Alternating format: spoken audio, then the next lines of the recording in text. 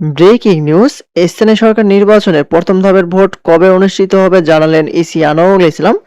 এখানে নির্বাচন কমিশন কি জানিয়েছে প্রথম ধাপের ইউনিয়ন পরিষদ নির্বাচন প্রসঙ্গে সকল কিছু আজকে আপনাদের মাঝে জানিয়ে দেওয়ার চেষ্টা করব। আশা করি ভিডিওটি মনোযোগ সহকারে শেষ পর্যন্ত দেখার চেষ্টা করবেন। আর আমাদের চ্যানেলটিতে নতুন হয়ে থাকলে অবশ্যই চ্যানেলটি সাবস্ক্রাইব করে রেখে পাশে থাকা বেল আইকনটি অন করে রাখবেন। এখন থেকে এখানে বিস্তারিত কি বলা হয়েছে নির্বাচন কমিশনের পক্ষ থেকে দেখতে পাচ্ছি, বলা হয়েছে যে জাতীয় সংসদ নির্বাচনের সাফল্যে ধারাবাহিকতা বজায় রেখে আগামী অক্টোবর থেকে দেশে ধাপে ধাপে স্থানীয় সরকার নির্বাচন আয়োজনের সার্বিক প্রস্তুতি সম্পন্ন করেছে নির্বাচন কমিশন। এর অংশ হিসাবে চলতি জুলাই বা আগস্টের মধ্যেই প্রথম ধাপে নির্বাচনী তফসিল ঘোষণা করা হতে পারে বলে জানিয়েছেন নির্বাচন কমিশনার মোহাম্মদ আনোয়ারুল ইসলাম সরকার। বুধবার বিকেলে ইসি কার্যালয়ে সাংবাদিকদের সঙ্গে আলাপ করলে তিনি কথা বলেন।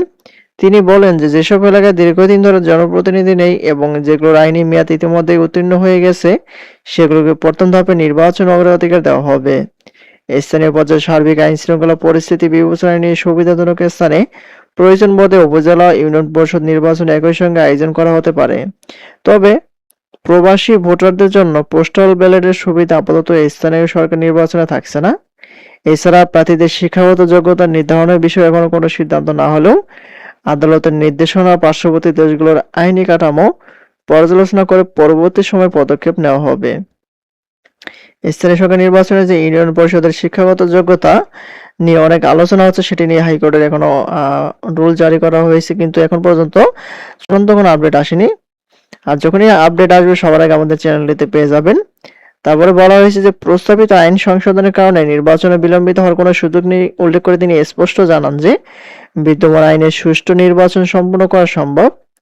জাতীয় নির্বাচনের অভিজ্ঞতার ভিত্তিতে সিদ্ধান্ত গ্রহণে অস্পষ্টতা দূর করতে কিছু পর্যবেক্ষণ সংশোধনের প্রস্তাব পাঠানো হচ্ছে।